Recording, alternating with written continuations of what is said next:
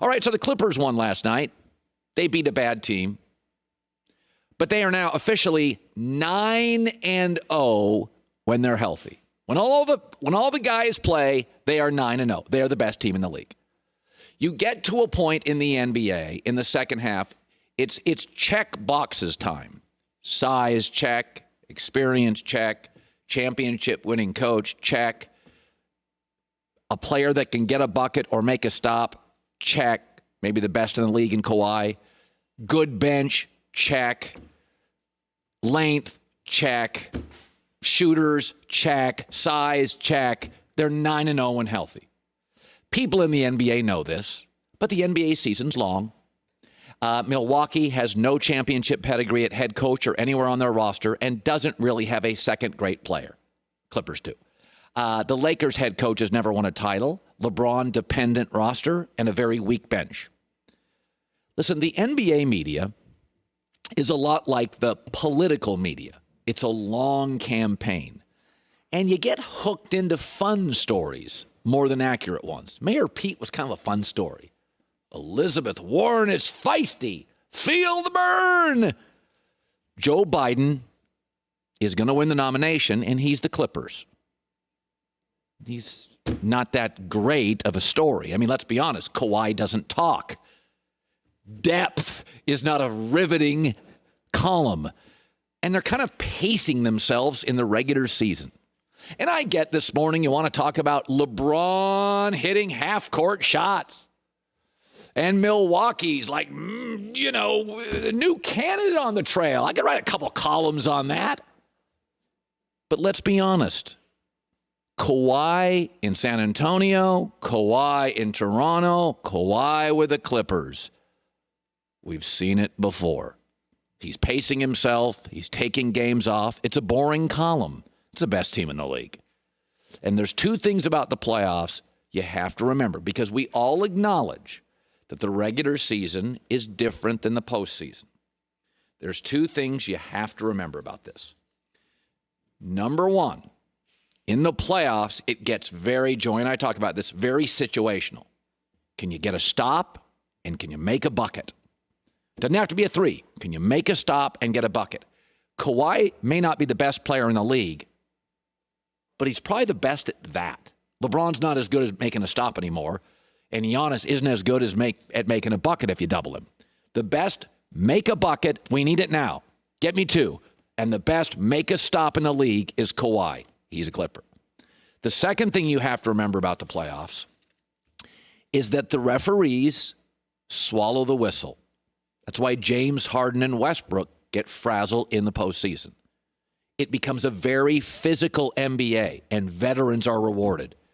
The Clippers are as physical as any team in this league. Kawhi is physical. Lou Williams, more of a shooter. Paul George can be physical. Patrick Beverley is physical. Montrezl Harrell can be physical. This is the best team. And it's a long campaign and a long season. And Joe Biden's pacing himself, and that's not fascinating. There was Mayor Pete and feisty Elizabeth Warren and feel the burn. But in the end, it's all going to work itself out. Stuff we've seen before. Doc Rivers win a title.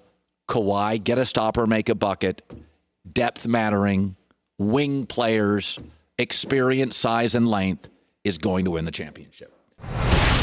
Giannis is going to win MVP. And Milwaukee, it's nothing against you. And Giannis is a great player. I'd vote him number 2. But it is interesting. LeBron has won Player of the Month in the Western Conference, second month in a row. Jason Tatum has won Eastern Conference Player of the Month, second month in a row. Giannis, this is called the most valuable trophy, right? And MVP, most valuable. The current odds are Giannis is an overwhelming favorite, minus 1,000. He's going to win it. But with the MVP through the years, could the media at least be consistent? They generally give it to a great player who is the best story. LeBron's even the better story this year. 17th year, often injury, changing positions is a better story. Leading the NBA in assists, finally getting a teammate in LA worthy of him is a great story. Number 1 seed in the tougher West when the Clippers are favored to win is a great story. and dealing with this awful Kobe tragedy. Triumphing is a great story. Usually the better story, if it's close, wins. They're ignoring it this year. And nobody is disputing that Giannis is great, but he's 74th in total minutes. Many fourth quarters, not playing a ton. So LeBron is more needed late in games. That feels more valuable. Now, we know LeBron's a better passer, a better shooter, and a better ball handler. Those always felt like valuable traits in the 2020 NBA. But just say this out loud. New position, new coach, totally new roster, and the Kobe tragedy. That is a fascinating accomplishment and a remarkable story. And ask yourself the question we've always asked about MVPs. What's the team without them? Giannis is a great player. Kawhi is a great player, but Toronto was 17-5 last year without him. He's not an MVP. They're good now without him. Oklahoma City this year is as good as they were mostly last year with Westbrook. Westbrook's great. I've never thought he's an MVP. But the Bucks are 5-1 without Giannis. The Bucks are still absolutely better than the Nets, meaning they're a playoff team without Giannis. Lakers a playoff team without LeBron? Have you watched their offense? Have you watched the plus minuses? I don't know if they're I don't think they're a playoff team. They don't have the bench. They don't have a guaranteed third starter. So, this is nothing against Milwaukee. I would vote Giannis too, but seems to me passer, shooter, ball handler, more crucial fourth quarter minutes, having to overcome a new roster. Milwaukee's just 9 games better than last year. The Lakers may come close to doubling their win total. That's the definition. Oh, what changed from last year? LeBron.